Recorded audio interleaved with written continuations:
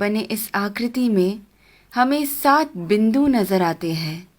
इन 7 बिंदु को 7 नक्षत्र माना जाता है। इन्हें सप्त ऋषि मंडल के नाम से जाना जाता है। ये सप्त नक्षत्र सप्त ऋषियों को दर्शाते हैं। इस प्रश्न चिन्ह के अंतिम भाग से शुरुआत करते हैं।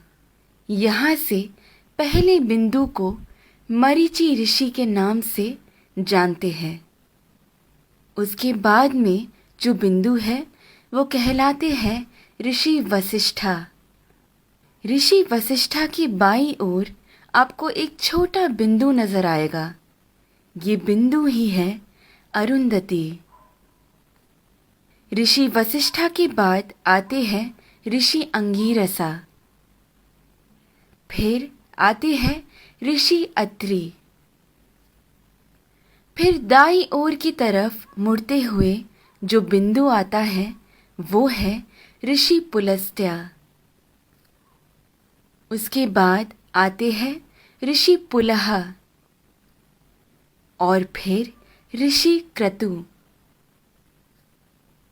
ऋषि पुलह और क्रतु के अंतर को 5 गुना मिलाकर नीचे की तरफ आएंगे तो वहां बसे हैं ध्रुव नक्षत्र। सदा उत्तर में रहने की वजह से उसे ध्रुव नक्षत्र कहा जाता है। इंग्लिश में हम इसे नॉर्थ स्टार के नाम से जानते हैं। बाल्यावस्था के ध्रुव नक्षत्र अगर उत्तर में बसे हैं तो वृद्धावस्था के अगस्त्य नक्षत्र दक्षिण में बसे हैं। अगस्त्य और ध्रुव नक्षत्र हमेशा उसी स्थान पर ही पाए जाते हैं। इन दोनों के बीच में मौजूद आकाश गंगा सतत घूमती रहती है। इस कारण से हमारी धरती अक्ष के ऊपर घूमकर घूमती रहती है। ये सच है कि सारा जगत भगवान के इर्द गिर्द घूमता रहता है, लेकिन वो हमें कभी नजर नहीं आ सकता। भूमि के अनेक कालों में से उसे 4 काल में छांटते हैं। ऊपर नजर आ रहा पीठ के बल सोया हुआ प्रश्न चिन्ह के आकार में बना हुआ सप्त ऋषि मंडल हमें वसंत ऋतु में ठीक ऐसे ही नजर आता है। आगे बढ़ते हुए शिशिर ऋतु यानी ठंड के मौसम में हमें सप्त ऋषि मंडल ऐसे नजर आता है। फिर शरद ऋतु में जब सारे पत्ते झड़ने लगते हैं तब सप्त ऋषि मंडल हमें ऐसे पीठ के बल सोया हुआ प्रश्न चिन्ह के आकार में नजर आता है।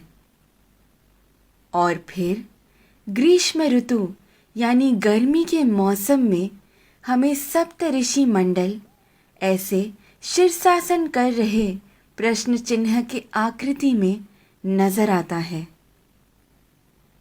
चाहे जो भी हो, जब हम ये सारे प्रश्न चिन्हों को एक साथ में देखते हैं, हमारे सामने एक विशेष आकृति हमें बनता हुआ नजर आता है।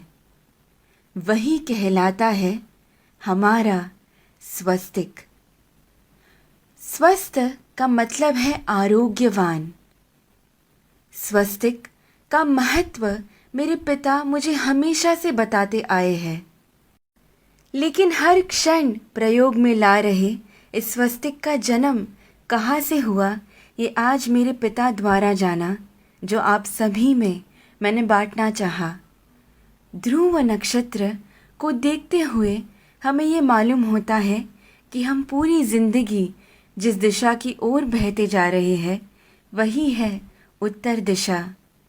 इसीलिए शायद हमारी भूमि पर भी दक्षिण में अधिक जल है और उत्तर की ओर अधिक ज़मीन है। इस विषय को इतनी सुंदरता से वीडियो के रूप में बनाकर आप सभी को समझाने का श्रेय जाता है मुक्ता जी को। धन्यवाद। तत्परा अहोरात्र।